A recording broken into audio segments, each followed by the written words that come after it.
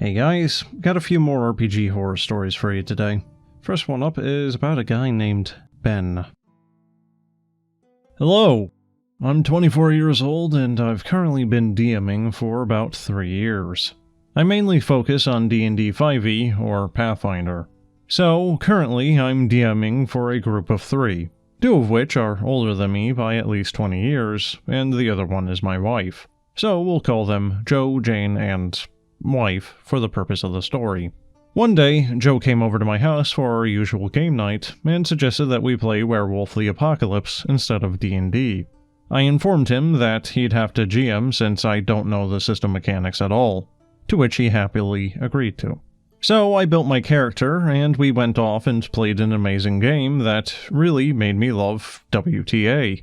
Seeing this, Joe invited me to play at his friend's house for a new werewolf game that they were going to run, and, of course, I agreed since I had so much fun playing it.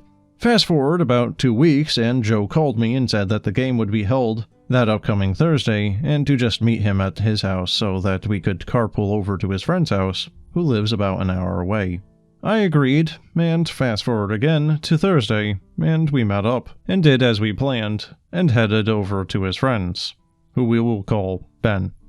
Now, I had met Ben before, but only briefly beforehand during a big dinner that my wife and I were invited to a few months back. Ben, who is just a bit older than Joe, invited me in no problem, and showed me around, letting me see all of his swords and movie props that he has collected over the years. Totally awesome so far, and wonderful. And now a tangent for some small history. I was in the army for 3 years before getting out on a medical discharge. Ben was also in the army, but for longer, but many years ago, before I was even in elementary school. So we had a bit of a military bond with each other, and swapped a few stories. Well, time came for character creation, so I of course got my pencil and paper ready. But to my surprise, Ben did character creation a lot differently than how Joe showed me. So, of course, I was lost all the same. No matter, I thought to myself, and listened. He wanted all of his players to play Silverfangs, which was fine by me, and then proceeded to completely negate the rules of character creation for the game. And was telling me to put points into things that my character didn't even have, and then told me to take them away. Then told me to put the points into something else, and then saying that I was doing everything wrong. And this is where things started to take a turn. Ben started going on about how my generation was full of pussies and entitled little shits, which were his words exactly. And I quote, "You'll never be grateful for the things that you have. Your generation is just so spoiled and whiny. You never listen and all you do is cry." Whine and cry. Kind of like how you're whining. I bit my tongue and didn't say anything because I knew what he was saying didn't apply to me since my parents were old enough to be his parents. And they raised me to be a hardworking, strong-willed person who didn't want or accept handouts from anyone. And when I was younger, I had to work as soon as I could just to help pay bills. And so that we could eat since my mother had lost her job due to injuries. And my father's job got bought out, so they cut his pay by half. So I just ignored it for the time being and let him rant. Back to character creation. I, of course, was lost and confused, so I had a lot of questions, to which Ben was of no help answering, and Joe helped instead. Ben, now at this point pissed off at my generation and I, decided that it would be good to go on another rant, this time attacking me personally. "Well, this game has a lot of roleplay and not much action in it. I know you're not used to that because all you do is play Pussy 5th edition, but you're playing with adults now, and we like a good story. I know that may be hard for you to understand since your generation doesn't like to think, but do try to keep up." The old man seems a bit confused, because he's calling himself an adult, but what he is instead actually is a man-child. To which I responded with, "Yeah, that's the way I like to play. Yeah, I mainly play 5e and Pathfinder, but I've played Cyberpunk 2020, Call of Cthulhu, Starfinder, VTM, and all of those have a lot of role-playing in them. depending on who's running the game. I much prefer lots of roleplay over constant action. But, of course, Ben proceeded to ignore me and act like I was a child who didn't know what I was talking about. Fast forward, character creation was done, and we all gathered our things to head over to yet another one of Joe and Ben's friends to play, since it was a last-minute change.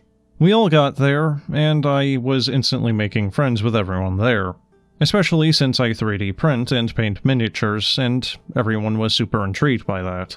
A little while went by, and the game finally started, with Ben being at the head of the table as the GM. Everyone, there being 7 of us now playing at this point, all of whom are Joe or Ben's age, are being loud and talking over each other as Ben was trying to start the game off, and I was trying to listen but could barely hear a thing. And then everyone went around the room saying their character's age. And when it came to me, I said, Bjorn is 25 years, to which Ben cut me off saying, I said between 18 and 21. This is what I mean. Your generation doesn't listen to shit. So I said, okay, so he's 20. I couldn't hear you over everyone else being so loud. Everyone else heard me, but of course you, the youngest of us, can't. My age doesn't matter. I'm sorry that my time being in a tank in the army has left me with some hearing issues, but go on, let's start. Ben rolled his eyes, and we began playing. The entire game, Ben basically ignored my character and I, and whenever it did come to me, I would suggest something that we, the party, could do, and Ben would scoff a little and move on to the next person, to which they would agree with me and suggest the same thing, to which Ben would say good job to them. All in all, I was being singled out by an angry late 40s dude who didn't like my generation, and took his anger out on me for being born when I was, instead of welcoming me into the group. After Joe and I left, I explained to him that I won't be coming back to the table, and that Ben needed to get his head out of his arse, and not be a dick just because of someone's age, especially without knowing anything about them. Joe then proceeded to defend Ben and say, Yeah, that's just how he is, though. And we've all come to accept him for it. Ben's a bit of a dick, but he's a good guy. To which I just said, to you maybe, but either way, I'm not playing at his table anymore. To which Joe just said, okay. We drove to his house, then I got in my car and left. After I got home, which was almost 2 in the morning at this point, I explained it all to my wife, and even she was shocked at the way I was treated. Oh boy, so it's one of these fellows. The type of person that wants to watch news all day, and I use that term loosely, because they want to be angry at other things and blame everything else for their own problems that they themselves are responsible for. So yes, I am sure, Joe, that Ben is a swell guy. Once you drink enough alcohol to forget everything he says. But that's it for that one. On to the next story, which is about a DM who kills one of his players only a few minutes into the first session. So for context, this group is about 15 minutes into session 1. The party is at level 1, and we've chased a shady figure into an alleyway. The alleyway reaches a dead end. The hooded figure turns to face you and pulls out a scalpel. Roll initiative. Alright, first combat of the campaign, let's go! I'm gonna stab him with my rapier. Does a 12 hit? You miss. Sorcerer? I cast Firebolt. Does a 14 hit? Yeah, you also miss. Rogue? I want to throw a dagger at him. 13, so I guess I missed 2. Yeah. Fighter? I'm gonna hit him with my longsword. Does a 17 hit? No, you just can't seem to land a hit on this guy. So he's gonna strike at the fighter with a scalpel. Does a 19 hit? Yeah. Okay, so you take 25 slashing damage. Guys, I'm dead. Do you mean unconscious? No, I mean dead. My hit point max was 12. Well, The shadowy figure will now spend a bonus action to use his skitter ability to slip past the rest of you without provoking opportunity attacks. He runs into the alleyway and disappears around a corner. Well, aren't you going to, follow him? Well, alright, I guess, but we're going to stay as far away from him as we can without losing sight of him. You follow the shadowy figure to a creepy old building with boarded up windows. He goes inside and closes the door behind him. Do you follow? We had this guy cornered at the end of an alleyway, only to whiff an entire round of combat of attacks against him, and watch him insta-kill the fighter with a scalpel. Following him into a strange location where he might have buddies to help him seems like a terrible idea. Well, alright. I guess we can stop playing then. The only thing I have to ask is, did this DM even really want to play, or is he really just that astonishingly bad at DMing? I think it's a little bit of the latter, considering that the OP even made a comment saying, I quote, "The campaign ended then and there. Never got any further explanation from the DM. This was one of several campaigns by the same DM that opened with an insurmountable combat, and they all ended in similar fashion. Not sure why he kept coming back for more, in retrospect." Well, the only reason I could really guess as to why anyone would want to be coming back for this is curiosity. It's like looking at a train wreck. It's horrible, but you can't look away. That's it for that one, though. On to the next story, which is about a player who likes to complain. So, I have a player who complains about strong enemies when the party steamrolls most encounters. I have a campaign going with 3 players, and an NPC cleric that focuses on buffs and healing. The party is a fighter, a rogue, and a wizard. Overall, I tried to keep the combat fun, and at the level they were at, so that they could enjoy it. But I've noticed that they have a tendency to mow down mobs pretty quickly, which isn't a big deal. They're heroic figures fighting low and mid-tier trash mobs. The issue was during their first encounter with their first boss, as a level 4 party. The wizard got upset that a 19 to hit didn't hit. The boss had 20 AC, a bit of a tanky monster that they were supposed to fight again later. Sadly, the fighter called out to the cleric to use Hold Person, and the boss failed its save. It didn't have legendary resistance, and it was decapitated before it could escape. So the party got some loot early. Again, no big deal, but the wizard seemed upset that at level 4, they had an enemy with 20 AC, even though the fighter also had 20 AC.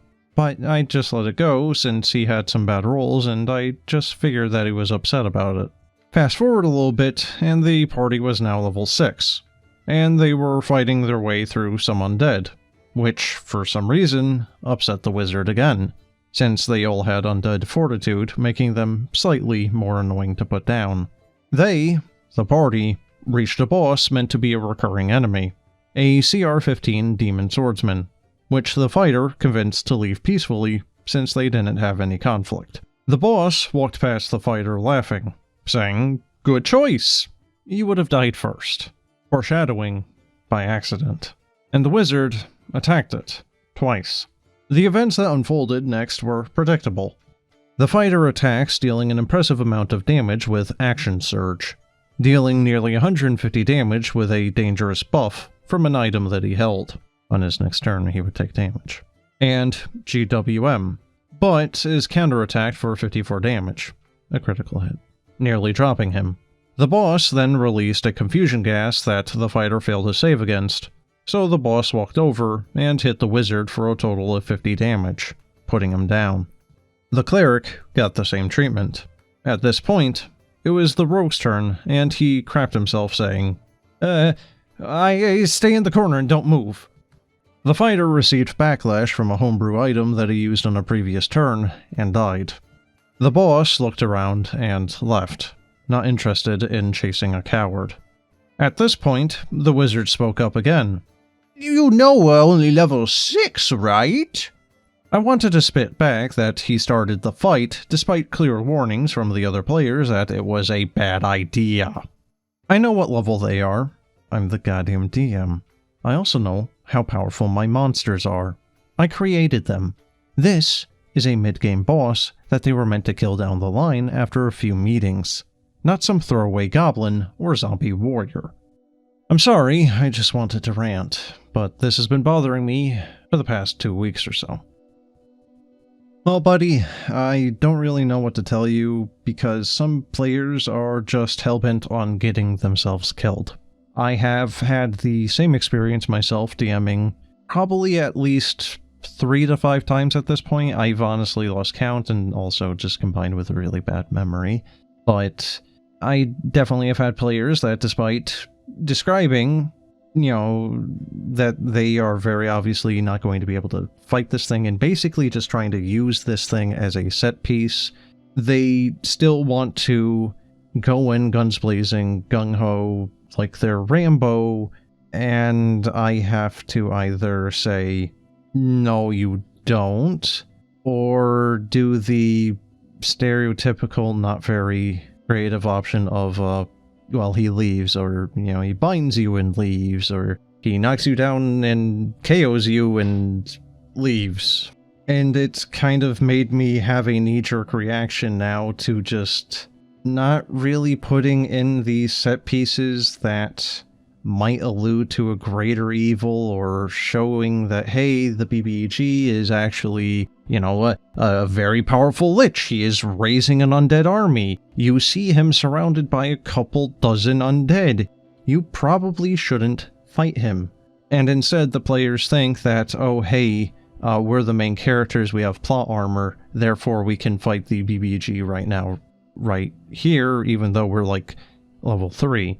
Rather than just being like, oh, okay, that's the guy we need to stop in the future. Yeah, maybe I'm guilty of tropes of showing the bad guy early on and then having them leave, but come on, man. If you see something like a Tarask at level 5, why are you running at it screaming, trying to fight it 1v1? But also, a level 6 fighter doing 150 damage. Maybe the wizard's expectations were a little bit skewed for a reason. Alright guys, that's all I got for you today. So as always, have a good one.